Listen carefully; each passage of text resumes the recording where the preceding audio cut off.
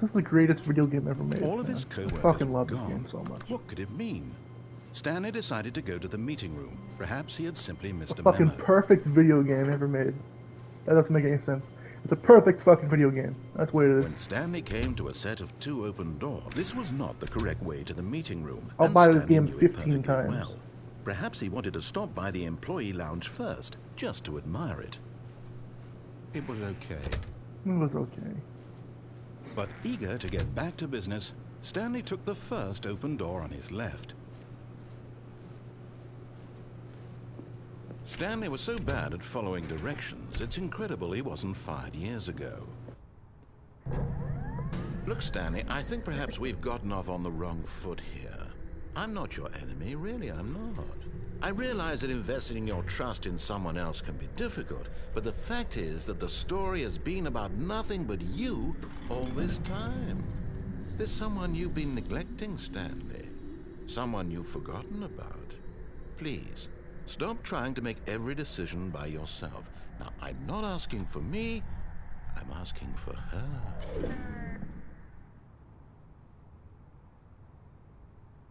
This is it, Stanley. Your chance to redeem yourself, to put your work aside, to let her back into your life. She's been waiting. That's her, Stanley. Oh, no, you can't. Did you just unplug the phone? No, that wasn't supposed to be a choice. How did you do that? You actually chose incorrectly? I didn't even know that was possible. Let me double check.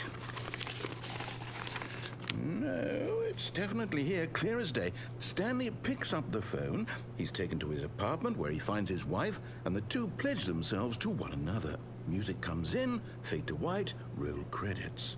Not picking up the phone is actually somehow an incorrect course of action. How is that even possible? None of these decisions were supposed to mean anything. I don't understand. How on earth are you making meaningful choices? What did you... Wait a second. Did I just see... No, that's not possible. I can't believe it. How had I not noticed it sooner? You're not Stanley. You're a real person. Yeah.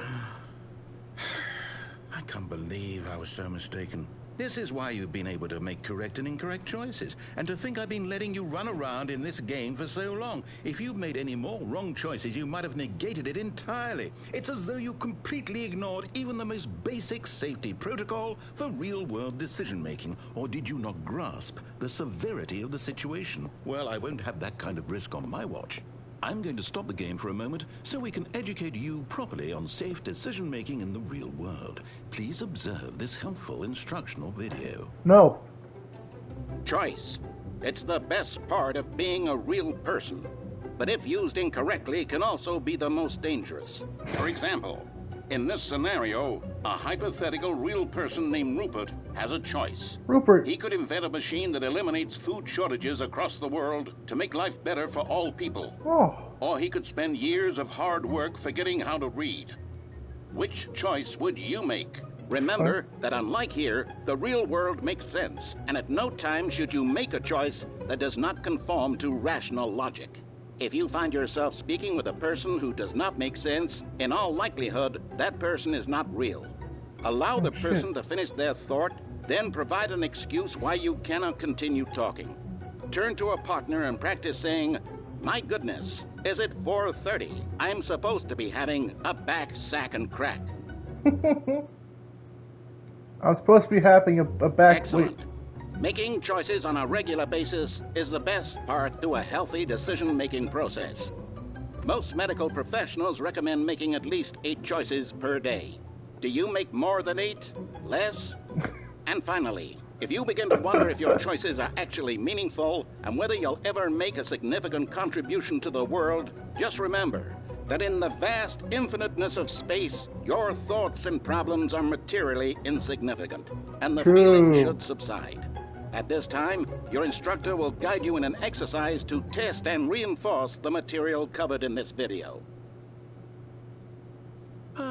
Welcome back. You may have noticed that this room has begun to deteriorate as a result of narrative contradiction.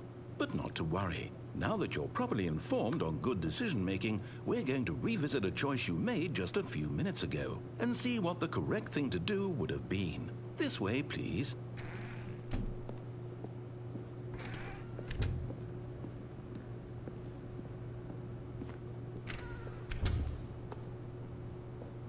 Man, you put a fucking Now that fence. we know your choices are meaningful, we can't have you jumping off the platform and dying.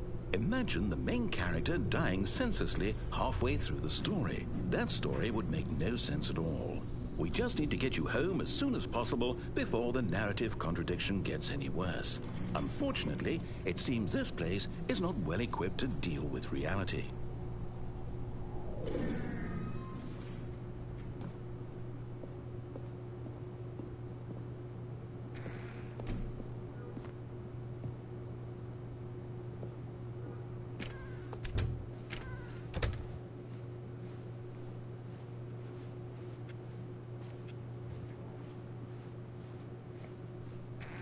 Almost there. You'll take the door on the left, back to the correct ending, the story will have resolution once again, and you'll be home free in the real world. Alright, alright, alright. Now remember, all you need to do is behave exactly as Stanley would. That means choosing responsibly and always putting the story first. I'm quite sure you'll be up to the task. Just follow my lead and you'll be fine. All right.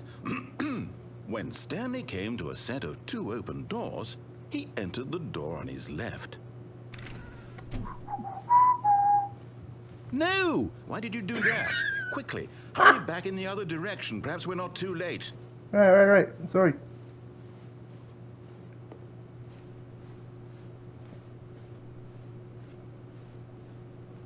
It's looking good. Oh, it's ruined. I can't believe, after everything we talked about, that my story, you've destroyed my work. Why? For what? What did you get out of that? What did you think was so special about seeing the game undone, left here like so much garbage? It's worthless now. And what am I supposed to do? Even if there were a way to continue, would it be worth it? To know that my story is now incorrect? How can I go back to that? I can't erase that knowledge. I'll have to live with it forever, reliving its impossibility forever. I couldn't live that way. Is it better to shut the game down entirely? To willingly destroy all of my work? I don't know. What's the answer? What do I do? What do I do? What do I... No, I have to. I have to shut the game down. I have to. I have to.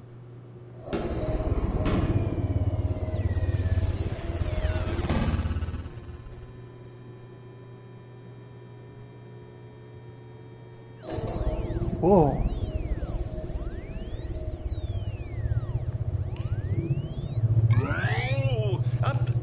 I'm here. I'm still here. Here in this pile of rubbish. With you. You. Who thought you were so clever. Now look where we are. My entire game is destroyed. It was the only thing in the world that was mine, and you've run it into the ground. What, did you think that would be funny? You just had to see? Didn't I impress upon you how important it was to be like Stanley? He actually knows how to do what I tell him to. He understands that if I say to do something, there's a damn good reason for it.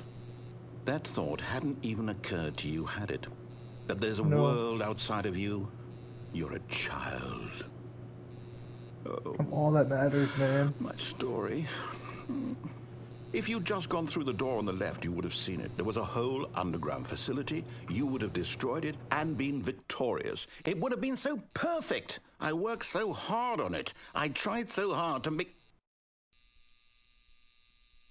behave exactly as Stanley would. That means choosing responsibly and always putting the story first. I'm quite sure you'll be up to the task. Just follow my lead and you'll be fine. All right. When Stanley came to a set of 2 open doors, he entered the door on his left. Go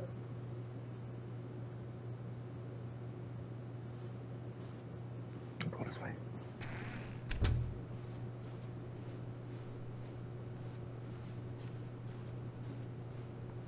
Yet there was not a single person here either. Feeling a wave of disbelief, Stanley decided to go up to his boss's office, hoping he might find an answer there. Fuck.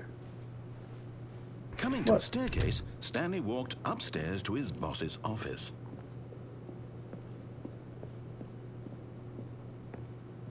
What's going on here? Damn it.